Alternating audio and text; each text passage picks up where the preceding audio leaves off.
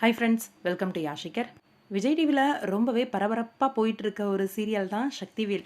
Marriage episodes வந்து பயங்கரமாக போயிட்டுருக்கு. சக்திக்கு வந்து ரீசெண்டாக தான் கூட தான் மேரேஜ் நடக்கணும் அப்படின்னு சொல்லி வேலு வந்து ரொம்பவே கம்பல் பண்ணி என்கேஜ்மெண்ட்லாம் முடிஞ்சிருச்சு. கல்யாண மணமேடை வரைக்கும் போயிட்டாங்க. இன்றைக்கி ப்ரமோ வந்திருந்தது பார்த்துருப்பீங்க. வேலுவுக்கு அடிபட்டு அவங்கள ஹாஸ்பிட்டலில் சேர்த்துருந்தப்போ கூட சக்தி தான் வேணும், கூடவே இருக்கணும் அப்படின்னு ஆசைப்படுறாரு. இப்போ ரீசெண்டாக நம்ம அஞ்சலியோட பர்த்டே அப்போ அந்த டேரக்டர் வந்து எடிட்டர் வந்து ஒரு வீடியோ ஒன்று ஷேர் பண்ணியிருந்தாரு. அதில் சக்தியோட கழுத்தில் தாலி வந்து இருக்கிற மாதிரியான ஒரு கிளிப் வந்து ஷேர் பண்ணியிருந்தாரு. சக்திக்கு கல்யாணம் முடிஞ்சிருச்சு. வேலுவோட தான் கல்யாணம் நடந்திருக்கிறதுக்கு வாய்ப்பு அதிகம். ஏன்னா நம்மளுக்கே தெரியும், வேலு தானே ஹீரோ. என்னென்னா அவர் கொஞ்சம் நெகட்டிவ் ஷேடாக வந்து காட்டுறாங்க. கண்டிப்பாக அப்கமிங்கில் அவர் ஒரு பாசிட்டிவாக மாறுவார்.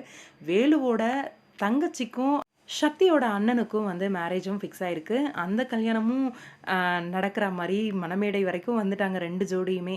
என்ன நடக்க போகுது அப்படின்னு ஒரு பக்கம் வந்து படபடப்பு இருந்தாலும், இவர் வந்து அதாவது சக்தியோட அண்ணனும் இன்னொரு பொண்ணை வந்து விரும்புகிறாரு.